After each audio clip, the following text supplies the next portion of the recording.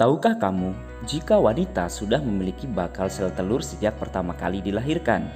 Beda dengan laki-laki yang memproduksi sperma saat masa pubertas. Ingin tahu lebih lanjut? Yuk simak video ini sampai tuntas.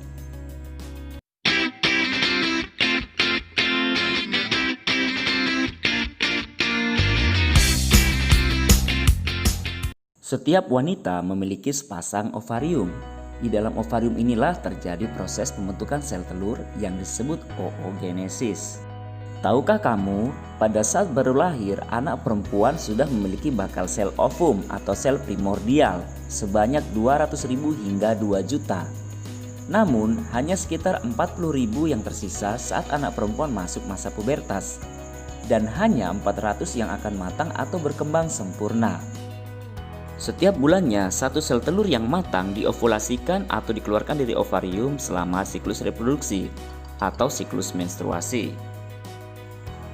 Pada gambar menunjukkan bahwa di dalam ovarium terdapat folikel yang berukuran kecil dengan calon bakal sel telur di dalamnya atau folikel primordial.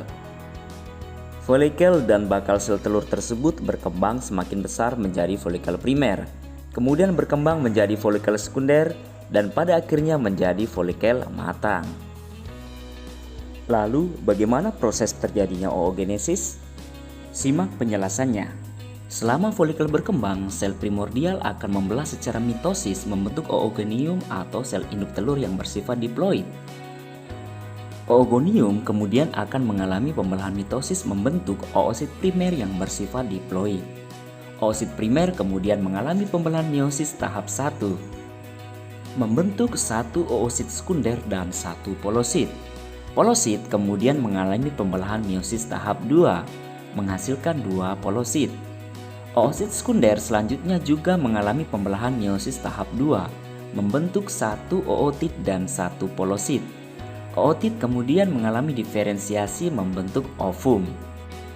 Pada akhir peristiwa oogenesis, dari satu sel induk telur atau oogonium akan dihasilkan satu sel telur atau ovum yang bersifat haploid dan 3 polosit atau badan polar yang bersifat haploid. Namun yang dapat berfungsi hanya satu sel telur. Satu sel telur itulah yang akan diovulasikan dalam tiap 1 bulannya. Nah, demikian video pembelajaran tentang oogenesis atau proses pembentukan sel telur. Semoga bermanfaat. Wassalamualaikum warahmatullahi wabarakatuh.